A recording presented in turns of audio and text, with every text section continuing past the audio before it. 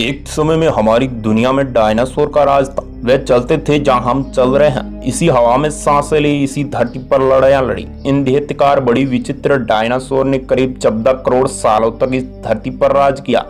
Dinosaur की कई हजार प्रजातियां थी। इनमें से कुछ शाकाहारी तो कुछ मांसाहारी, तो कुछ डायनासोर बहुत ही शांत स्वभाव के थे।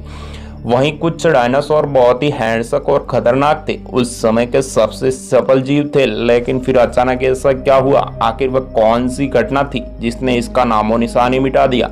इसे जानने के लिए हमें करोड़ों साल पीछे जाना होगा और डायनासोर के अंतिम दिन को करीब से देखना होगा। तो आइए चलते हैं आज से 65 मिलियन साल यानी कि 6 करोड़ 50 लाख साल पीछे।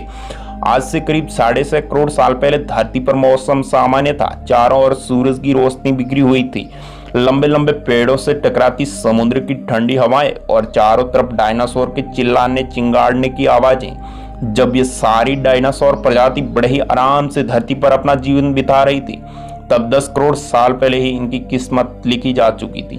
10 करोड़ साल पहले एक छोटा एस्टेरॉयड का टुकड़ा जो सुदूर अंतरिक्ष से आ रहा था, वह पृथ्वी से लगभग 20 करोड़ मील दूर मंगल और बृहस्पति के बीच बने क्षुद्र ग्रह बेल्ट में घूम रहे एक बड़े एस्टेरॉयड से जा टकराता है। इस टकराव से उस बड़े एस्टेरॉयड की दिशा बदल जाती और वह क्षुद्र ग्रह बेल्ट से निकलकर सीधे पृथ्वी की ओर आ रहा था।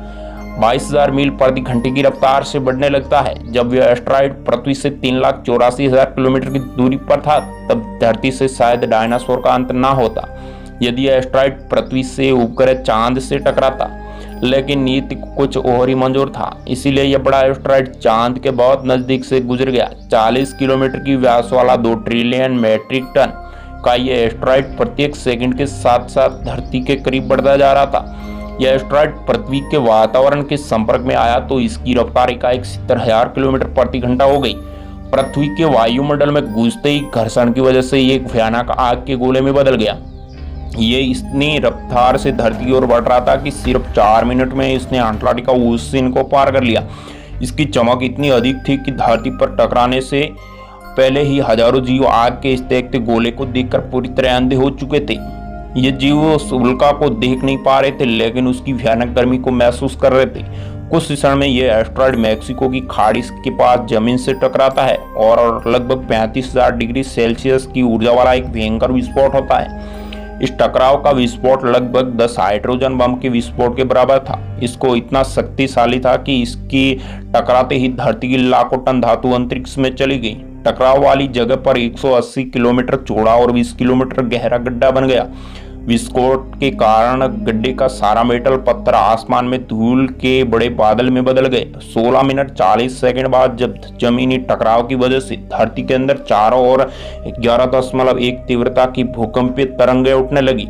इस वजह से समुद्र की विशालकाय लहरों का निर्माण हुआ और एक के बाद एक सुनामी लहरें चारों तरफ बढ़ने लगी। भूकंपीय तरंगों ने सभी सक्रिय ज्वालामुखी को बहका दिया, जिसके कारण जगह जगह डायनासोर का विनाश शुरू हो गया। धरती के महाविनाश की प्रक्रिया आरंभ हो चुकी थी। इस भयानक विस्फोट में रेडिएशन की मात्रा इतनी बढ़ गई कि इसके 800 किलोमीटर के दायरे में आने वाले सभी जीव जलकर पूरी तरह राख के ढेर में बदल गए। इस महाविनाशकार में उड़ने वाले डायनासोर इस जमीनी खतरों से तो बच निकले, लेकिन यह तो महाप्रलय की बस शुरुआत मात्र थी। विस्फोट की वजह से लाखों टन पत्थर और धूल अंतरिक्ष में गया था। ग्रेविटेशनल पुल के कारण ठीक 40 मिनट बाद आग के गोले के रूप में पूरी धरती पर बरसने लगे। साथ ही धूल का एक बहुत बड़ा तूफान 6,000 किलोमीटर प्रति घंटे की रफ्तार से पृथ्वी की दूसरी तरफ मौत लेकर आ रहा था। ये धूल के बादल कई किलोमीटर मोटे थे, जिसकी वजह से धरती पर सूरज की रोशनी का पहुंच पाना असंभव हो गया। गर्म हवाओं का तापमान 100 डिग्री सेल्सियस से ज्यादा हो जाने के कारण धरती पर पेड़ पौधे लगभग सारी आबादी जलकर खाक हो गई। विस्फोट के 90 मिनट बाद धरती पर तापमान 200 डिग्री सेल्सियस तक बढ़ गया। इसकी वजह से जो डायनासोर विस्फोट के इलाके से कोसों दूर थे, वो भी इस गर्मी से नहीं बच पाए। इस महाप्रलय की धरती पर कुल 90% प्रजाति पूरी तरह खत्म हो गई थी और 10% जीव धरती पर बच गए थे। उनमें से सिर्फ वही जीव जिंदा रह सके जिनका वजन 30 किलोग्राम से कम था। इसका कारण यह था कि इस महाप्रलय में लाखों की संख्या में जीव मारे जा चुके थे और पेड़ पौधों की सारी आबादी भी जलकर राख हो गई थी, जिसके चलते यहाँ जो बड़े और विशालकाय जीव जीवित रह गए थे उन्हें भरपूर मात्रा में खाना पीना ना मिल सका। लेकिन ये महाप्रलय किसी अन्य जीव के लिए फायदेमंद साबित होने वाला था। धरती पर डायनासोर का अंत छोटी प्रजाति के लिए सुनहरा अवसर लेकर आया और वह प्रजाति थी मैमल्स। मैमल्स क्या थे, कैसे बच गए महाप्रलय से? डायनासोर के अंत होने के बाद इंसान कैसे और कहां से आए, ये जानकारी हम जानेंगे अगले वीडियो में। तो जुड़े रहिए मेरे चैनल से इसी रिलेटेड वीडियो देखने के लिए।